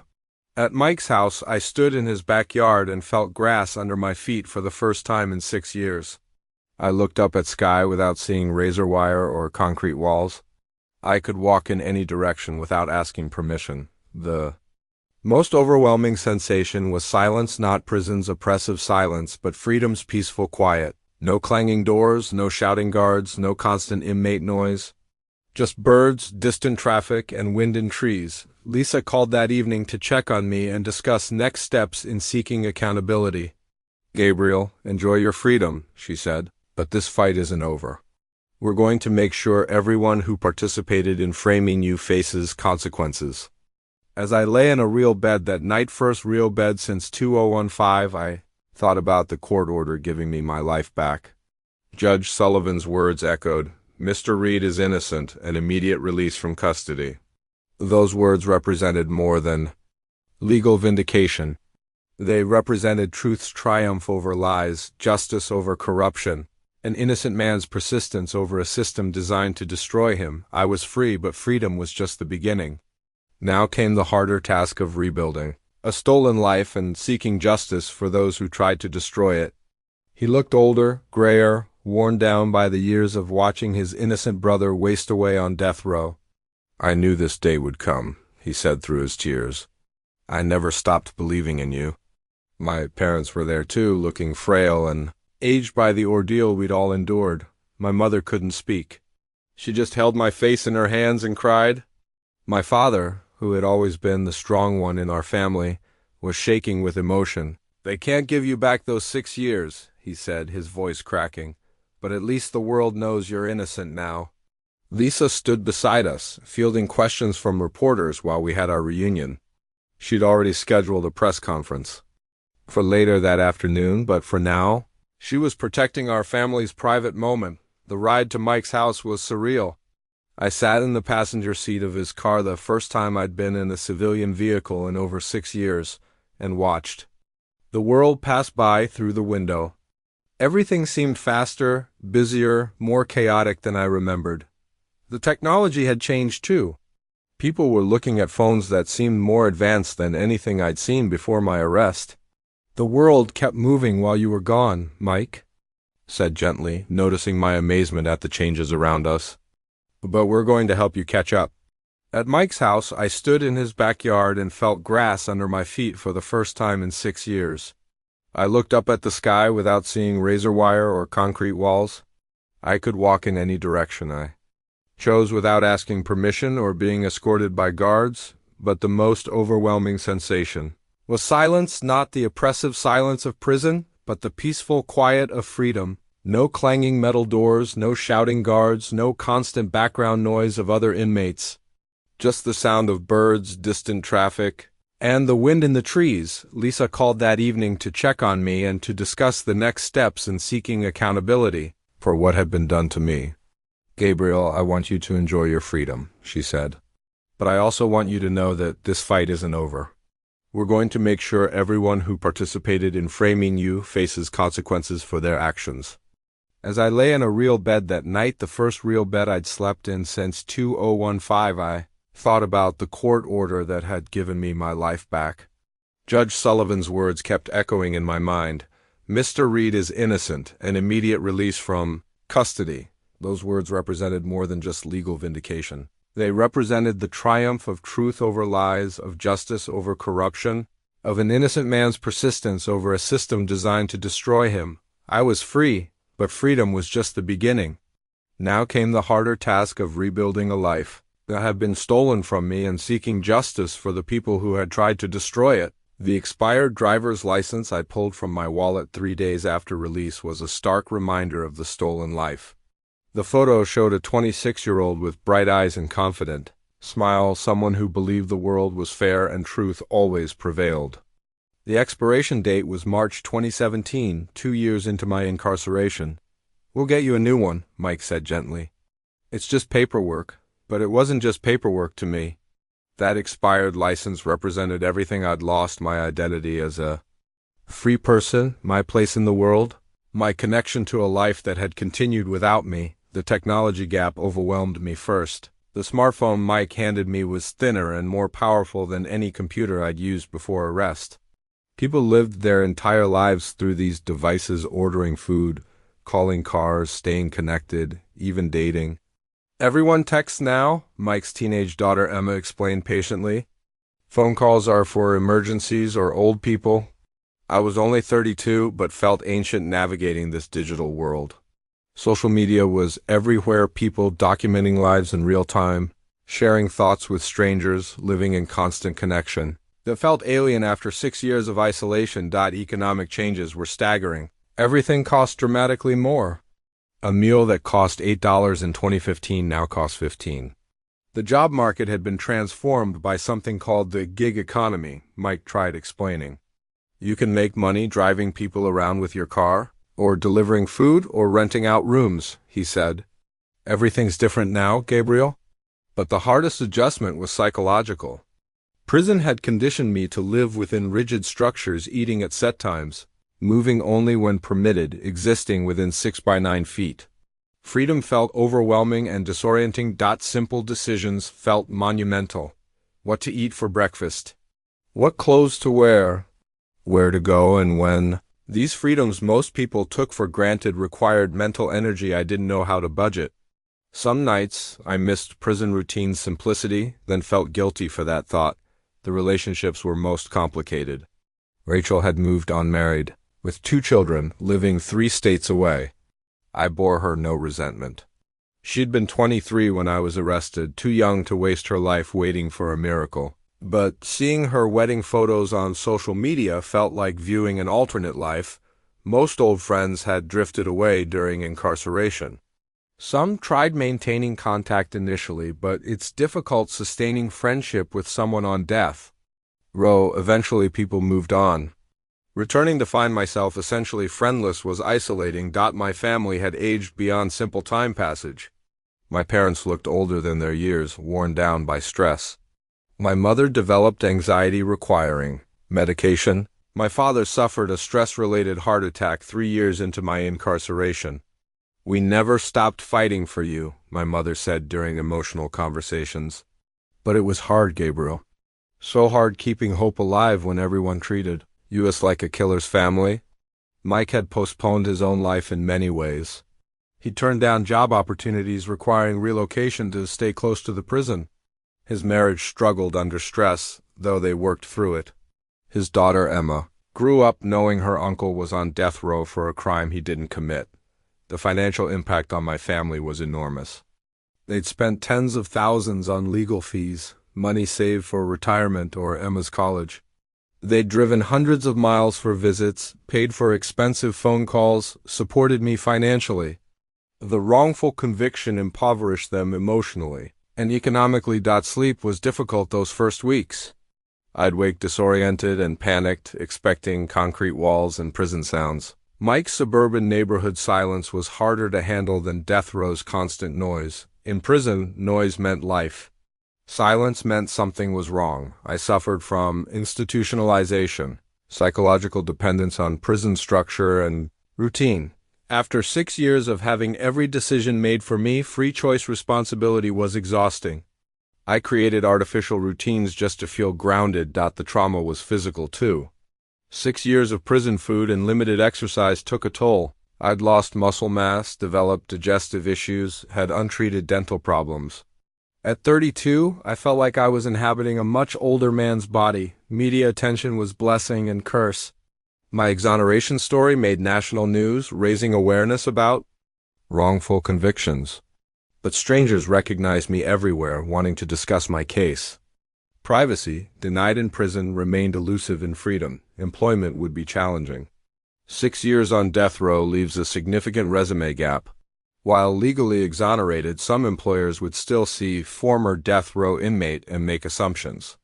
My construction skills were outdated, lacking experience with new technologies, but perhaps the most difficult adjustment was learning to trust the world again.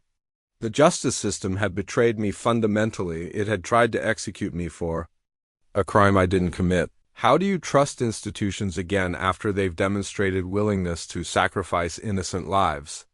The expired driver's license became a symbol of everything I needed to rebuild. New identification, new skills, new relationships, new trust in a world that had changed while I'd been locked away. The man in that old photo was gone forever, replaced by someone harder, more skeptical, but also more determined to ensure what happened to me never happened to anyone else. Freedom wasn't just about prison release, it was about finding my place in a world that had moved on without me and learning to live again after spending 6 years preparing to die. The civil lawsuit filing against Georgia landed on the Attorney General's office like a bombshell. Lisa had spent 2 months preparing the comprehensive document detailing not just my wrongful conviction, but the systematic corruption that made it possible. The lawsuit demanded $50 million and, more importantly, complete policy overhaul. This isn't just about compensation, Gabriel, Lisa explained in her office. This is about forcing systemic change so what happened to you can never happen again. The lawsuit named multiple defendants: Georgia, the police department, detective Ree Morrison personally, former DA Patricia Hoffman, and several officials who participated in or enabled the conspiracy. Each faced specific allegations from civil rights violations too. Intentional emotional distress. The legal document was devastating in detail. Lisa documented every corruption aspect, from Detective Morrison's initial decision to bury his nephews, confession to the prosecutor's failure to disclose exculpatory evidence. She'd calculated my wrongful imprisonment's economic impact, family emotional trauma, and broader societal costs when corrupt officials undermined justice. The state thought they could execute you and bury this scandal forever, Lisa said. Now they're going to face consequences in harsh public scrutiny. Media response was immediate and intense.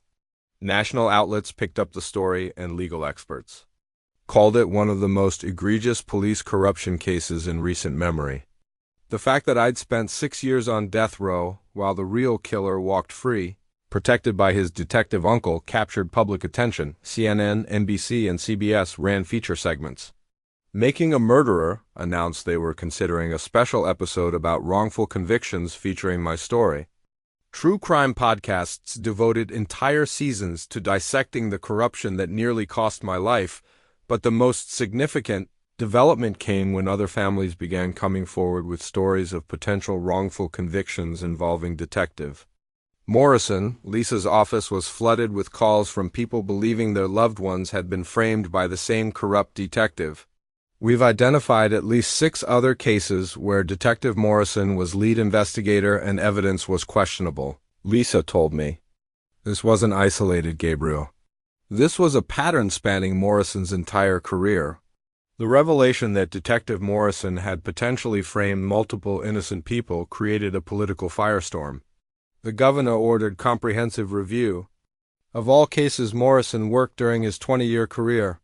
The Attorney General appointed a special prosecutor to investigate criminal charges against Morrison and conspirators. Detective Morrison had been arrested 2 weeks after my exoneration, charged with tampering with evidence, obstruction of justice, and conspiracy.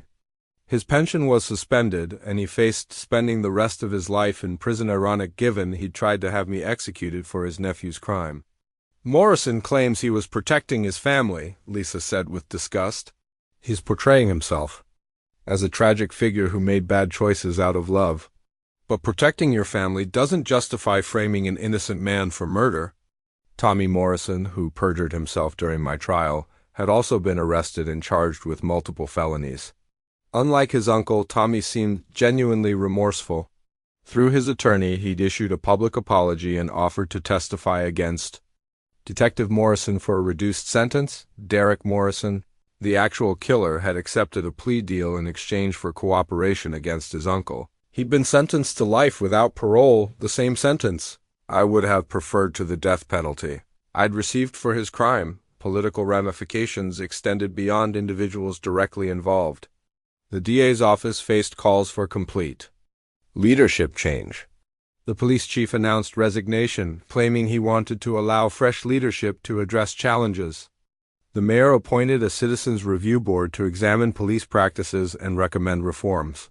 Your case has become a catalyst for broader criminal justice reform, Lisa said. It's forced people to confront that wrongful convictions aren't rare mistakes. They're predictable results of a system prioritizing conviction rates over truth. The civil lawsuit proceeded slowly, but Lisa was confident. Evidence of misconduct was overwhelming, and state attorneys were making overtures about potential settlement. They know they can't win this case, Lisa said. The question is whether they'll settle reasonably or force us to trial and expose even more corruption to public scrutiny. For me, money was secondary to accountability.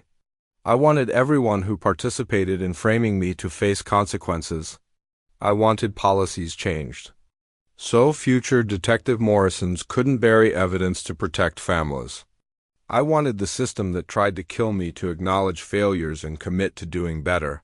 Public attention had transformed me from forgotten death row inmate into a symbol of everything wrong with American justice. I was invited to speak at law schools, criminal justice conferences, and policy forums. My story became a case study in police corruption and prosecutorial misconduct. You have a platform now, Lisa said. You can use your voice to help other innocent people trapped in the same system that tried to destroy you. The lawsuit filing represented more than legal action. It was a declaration that wrongful conviction victims wouldn't be silently compensated and forgotten. It was a demand that officials responsible for these injustices face real consequences. As I read through the civil lawsuit, that would hopefully secure my financial future and force systemic change. I thought about the 6 years that could never be recovered. No amount of money could give me back those years, repair my relationship with Rachel, or undo my family's trauma. But accountability mattered. If Detective Morrison and co-conspirators faced serious consequences, if policies changed to prevent future corruption, if my case helped even one other innocent person avoid the nightmare I'd endured, then perhaps something positive could emerge from the injustice that nearly destroyed my life. The civil lawsuit was my weapon in the fight for justice, not just personal justice, but systemic justice that would honor Jennifer Walsh's memory by ensuring her real killer faced punishment while preventing future innocent people from suffering as I had. The newspaper headline that greeted me 6 months after release captured what my case had unleashed. Death row ex-nary exposes police corruption. 3 more Wrongful convictions overturned. The Atlanta Journal-Constitution had made my story front page news again, but this time it wasn't just about me, it was about the systemic investigation growing from my exoneration seeds, Lisa called that morning, voice filled with familiar excitement. Gabriel, you need to see this. The state just announced they're overturning 3 more convictions from Detective Morrison cases. 3 more innocent people are going home because of what we uncovered. The ripple effects had been building for months, but this was the most dramatic development yet. The special prosecutor investigating Detective Morrison's career found evidence of misconduct in dozens of cases spanning 2 decades. Morrison hadn't just framed me, he'd been systematically manipulating evidence, coercing witnesses, and cutting corners throughout his career. Marcus Williams had spent 8 years in prison for armed robbery he didn't commit, convict largely. On testimony from a witness who later admitted Morrison threatened to arrest her on drug charges if she didn't identify Marcus in a lineup. Sarah Chun served 4 years for assault based on fabricated forensic evidence Morrison presented as conclusive when he knew it was unreliable. Kevin Rodriguez was wrongfully convicted of burglary because Morrison suppressed surveillance video. That would have provided an alibi. The pattern is unmistakable, Lisa explained. Morrison targeted defendants who were poor, minority, or otherwise vulnerable. He knew they wouldn't have resources to challenge his evidence or expose his lies. Political consequences were swift and far-reaching. The police chief's resignation was just the beginning. The mayor called for complete detective division restructuring. The city council approved funding for an independent oversight board with power to investigate misconduct and recommend charges. The district attorney's office underwent even more dramatic transformation. Patricia Hoffman, who prosecuted my case, resigned in disgrace after revelation she'd built multiple death penalty cases on Morrison's fabricated evidence.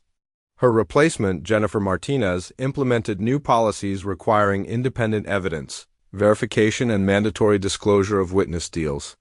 The changes go beyond just policies, Lisa said. There's been a fundamental shift in how the criminal justice system operates in this state. Your case broke open a culture of corruption that existed for decades. Financial costs to the state were enormous. Besides the $15 million settlement my case ultimately generated, the state faced dozens of other wrongful conviction lawsuits from Morrison's victims. Total liability was estimated to exceed $100 million taxpayer money that could have been used for schools, infrastructure, or public safety, but human costs were immeasurable. Families destroyed, innocent people losing years or decades, and real criminals in Morrison's cases walking free while innocent people sat in prison. Those unsolved crime victims were denied justice because Morrison focused on easy convictions rather than thorough investigations. The impact on death penalty debate was particularly significant. My case became a rallying cry for abolitionists, arguing that executing innocent people was an inevitable capital punishment consequence. The fact that I'd come within months of execution for a crime another man confessed to became a powerful argument against state-sanctioned killing.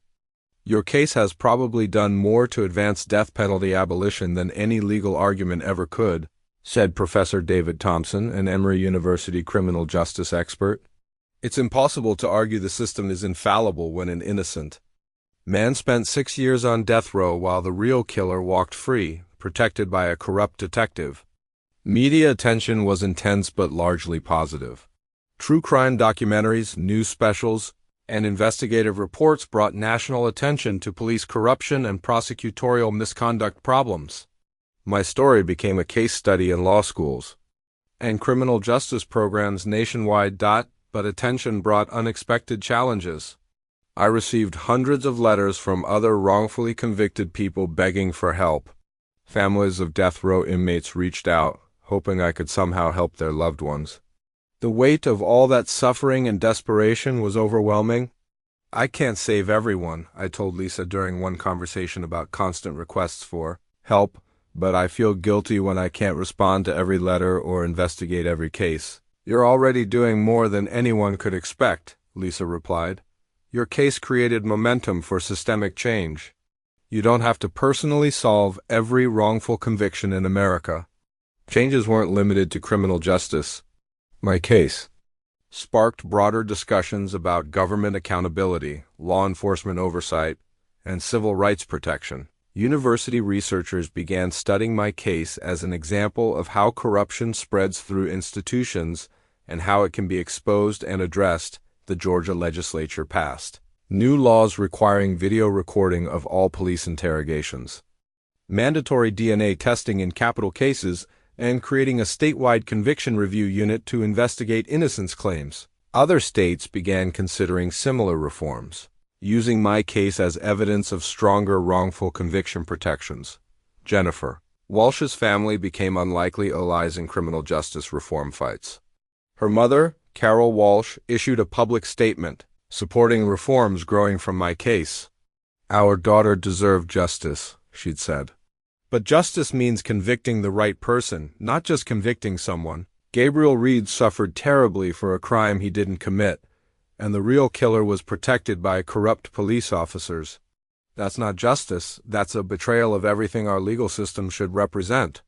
The newspaper headline that started, "My day," represented more than just news. It represented vindication not just for me, but for everyone who had ever claimed innocence and been ignored. Marcus Williams, Sarah Chun, and Kevin Rodriguez were going home because the investigation into my case exposed truth about their convictions too. The ripple effects would continue for years. Detective Morrison faced trial on multiple felony charges. Civil lawsuits would force institutional changes protecting future defendants. Public attention created political pressure for reform that wouldn't easily be ignored. My 6 years on death row had been stolen, but they hadn't been wasted if they prevented other innocent people from suffering the same fate. The headline proved that sometimes justice delayed can still become justice served not just for one innocent man, but for everyone trapped in a system that had forgotten its most fundamental obligation, to seek truth rather than easy convictions. Probably done more to advance the cause of death penalty abolition than any legal argument ever could, said Professor David Thompson, a criminal justice expert at Emory University who had been following my case. It's impossible to argue that. The system is infallible when an innocent man spent 6 years on death row while the real killer walked free, protected by a corrupt detective. The media attention had been intense but largely positive.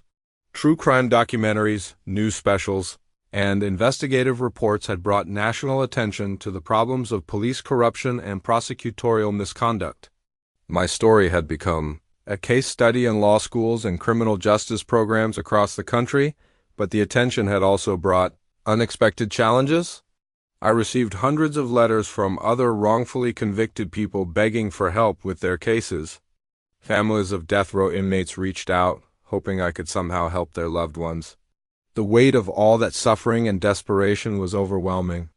I can't save everyone, I told Lisa during one of our conversations about the constant requests for help. But I feel guilty when I can't respond to every letter or investigate every case. You're already doing more than anyone could expect, Lisa replied. Your case has created the momentum for systemic change.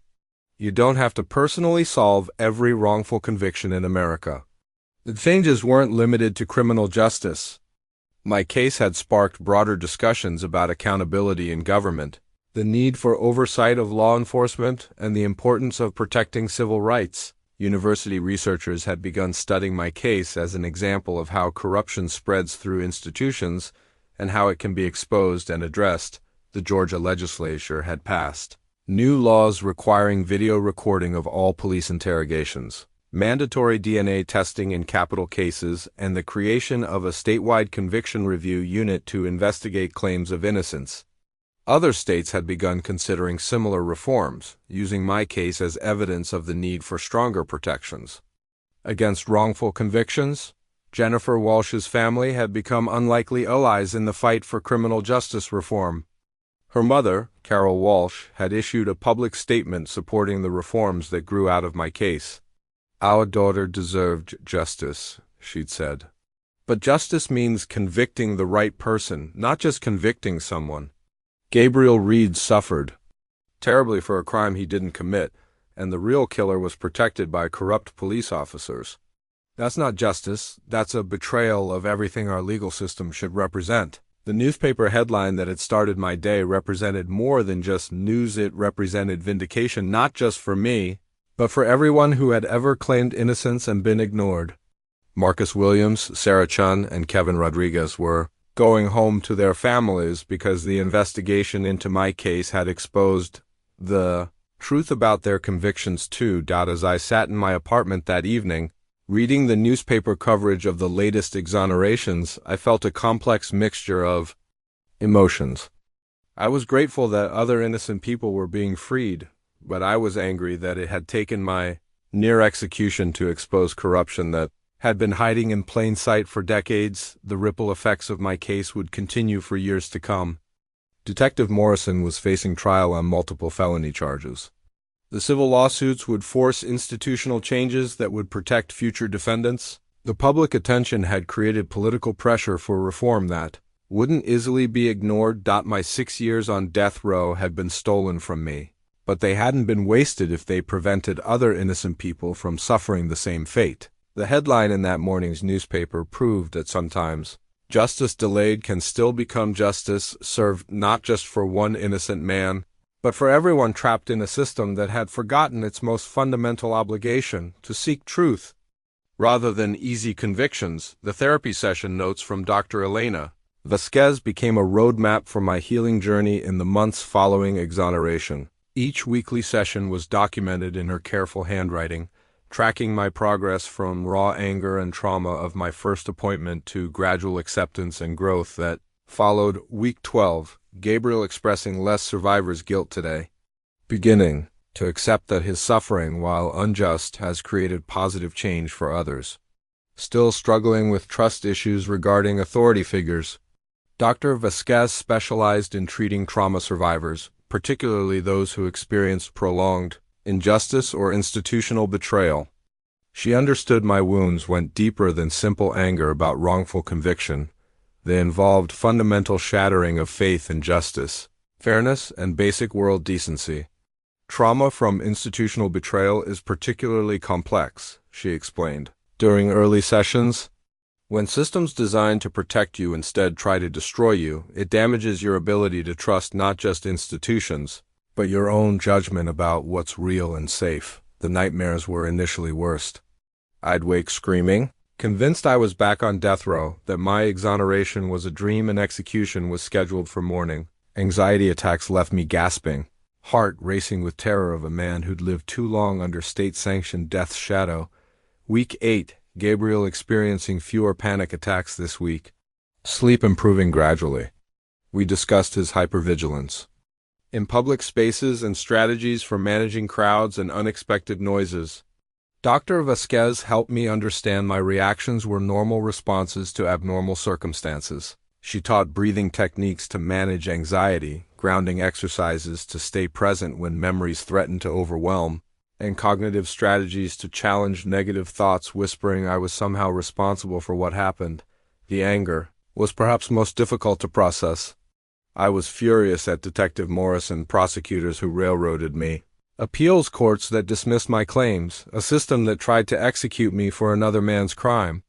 But I was also angry at myself for trusting that innocence would protect me, for not fighting harder during original trial, for years lost to despair. Anger is information, Dr. Vasquez told me.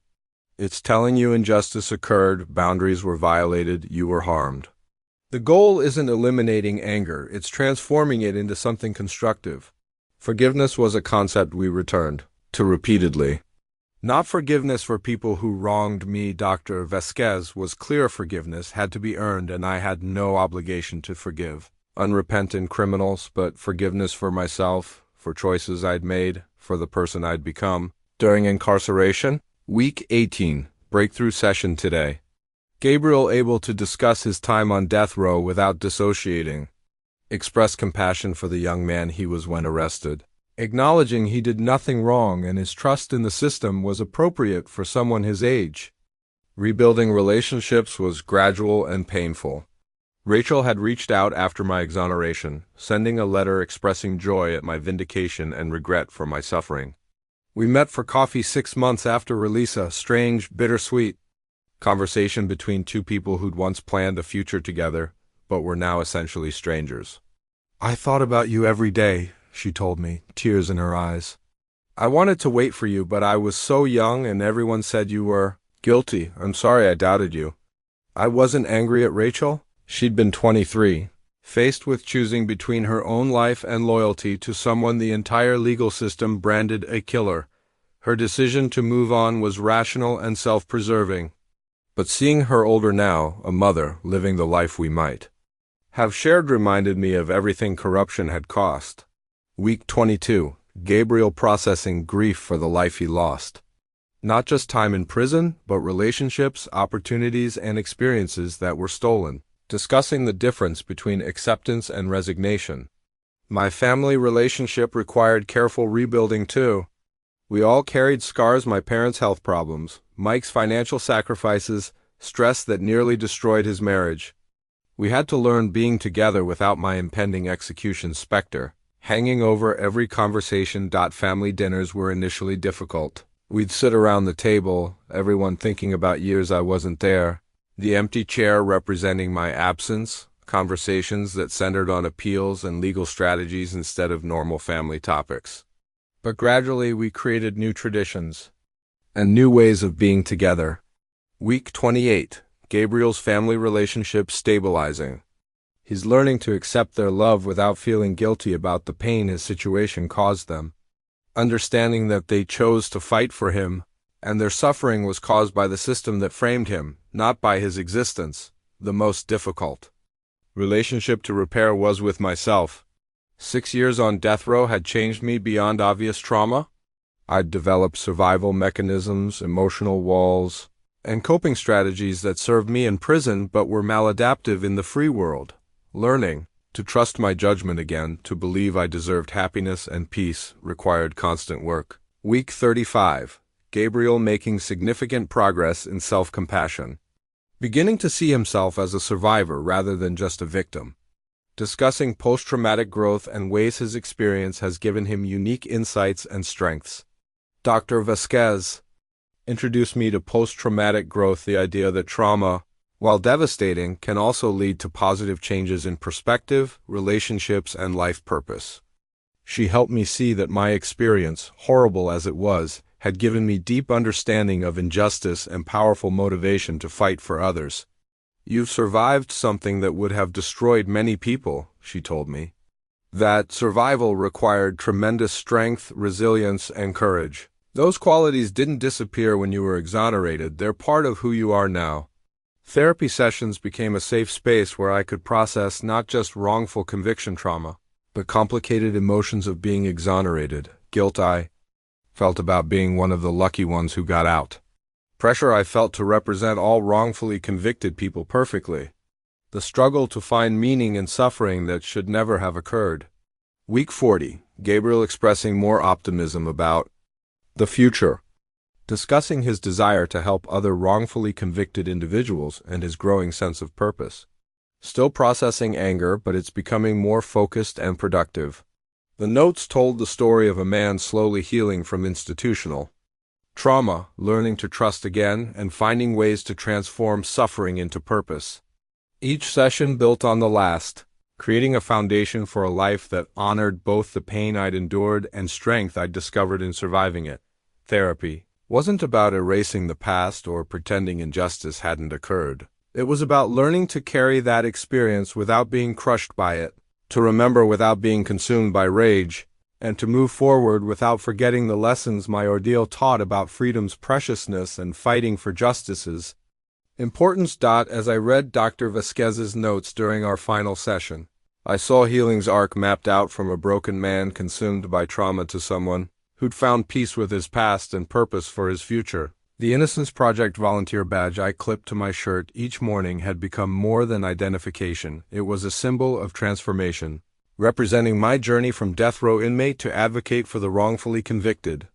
The small plastic card bore my name, photo, and title, Exonerary Advocate, but carried the weight of everything I'd learned about injustice and my responsibility to prevent others from suffering as I had. 2 years after exoneration, I'd found my calling. In the sterile conference rooms and cluttered offices of the Innocence Project. Lisa offered me a position as soon as I felt ready, understanding that my experience gave me unique insights into the systems, failures and wrongful convictions' psychological toll. You understand what these people are going through in a way lawyers and social workers never can, Lisa said during my first week. When you tell someone on death row that you believe in their innocence, they know you mean it because you've been where they are. My first case was Marcus Williams, one of the men whose conviction was overturned as a result of the Detective Morrison investigation. Marcus had spent 8 years in prison for armed robbery he didn't commit, and struggled with many reintegration challenges I'd faced. How do you trust anyone again? Marcus asked during one meeting. How do you believe in anything when the people who are supposed to protect you are the ones who destroy your life? I recognized the anger, betrayal, disorientation in his voice because I'd felt it all. But I also saw something else, the same resilience spark that kept me alive during my darkest death row moments. You don't trust the system, I told him, but you can learn to trust individual people again. You start small with family, friends, people who prove themselves through actions. And you use your anger to fuel something positive. Working with newly exonerated individuals became my job's most meaningful part. Each person's story was different, but trauma was universal. Some had spent decades in prison. Others, like me, faced execution for crimes they didn't commit. All struggled with the same questions about meaning, purpose, and rebuilding a stolen life. The work wasn't just helping individual exonerees. It was exposing systematic problems making wrongful convictions possible. I testified before legislative committees about criminal justice reform needs. I spoke at law schools about prosecutorial misconduct's human cost. I worked with journalists investigating other police corruption cases. Gabriel's testimony was the most powerful thing our committee heard all session, said State Senator Patricia Hughes after I testified for legislation requiring mandatory police interrogation recording. When someone who nearly died because of these failures speaks about change needs, it cuts through political rhetoric. The badge reminded me daily that my suffering hadn't been meaningless if it could prevent others from experiencing the same injustice. Every wrongful conviction we overturned, every policy we helped change, every innocent person we freed was a victory against the corruption that nearly destroyed me, but the work was emotionally demanding. Reading case files meant reliving my trauma through others' experiences. Meeting families meant confronting the reality that not everyone would be as fortunate as I'd been. Some innocent people would die in prison, their cases never receiving attention mine had. The hardest cases were ones we couldn't help, people whose innocence we believed but couldn't prove, individuals whose cases were so contaminated by corruption that finding truth seemed impossible. Those failures weighed on me, reminding me the system's problems were bigger than any individual success story. You can't save everyone, Dr. Vasquez reminded me during monthly check-ins. But you're making a difference in lives you can touch, and contributing to changes that will protect future innocent people. My case's ripple effects continued spreading. Detective Morrison was convicted and sentenced to 15 years bitter irony, putting him behind bars for trying to frame innocent people. Tommy Morrison served 2 years for perjury and now worked with the Innocence Project himself, trying to make amends. Derek Morrison, the real killer, remained in prison for life. I'd never spoken to him directly, but through Lisa he'd expressed remorse not just for killing Jennifer Walsh, but for allowing me to suffer for his crime. His guilt expression meant less than the justice Jennifer's family finally received. My relationship with Jennifer's family evolved into something unexpected. Shared commitment to ensuring her death led to positive change. Carol Walsh and I appeared together at criminal justice conferences, telling how corruption denied justice to both victim and wrongfully accused. Jennifer would want her death to mean something, Carol told an audience of prosecutors and defense attorneys. If Gabriel's case prevents one other innocent person from going to prison, if it helps one other family get real justice instead of false closure, then maybe something good can come from this tragedy. The work gave me purpose but also peace. I no longer woke angry every morning about the 6 stolen years.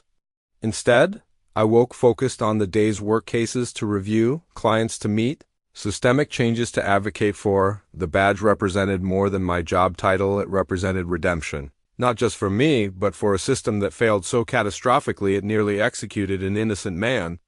Every day I wore that badge was a day I helped push the system closer to the justice it claimed to represent, looking back on my journey from death row inmate number 47,291 to Innocence Project advocate. I could see how every moment of suffering led to this purpose. Terror of facing execution gave me empathy for others in the same situation. Years of isolation taught me patience for systemic change's slow work. Institutional betrayal showed me individual integrity's importance.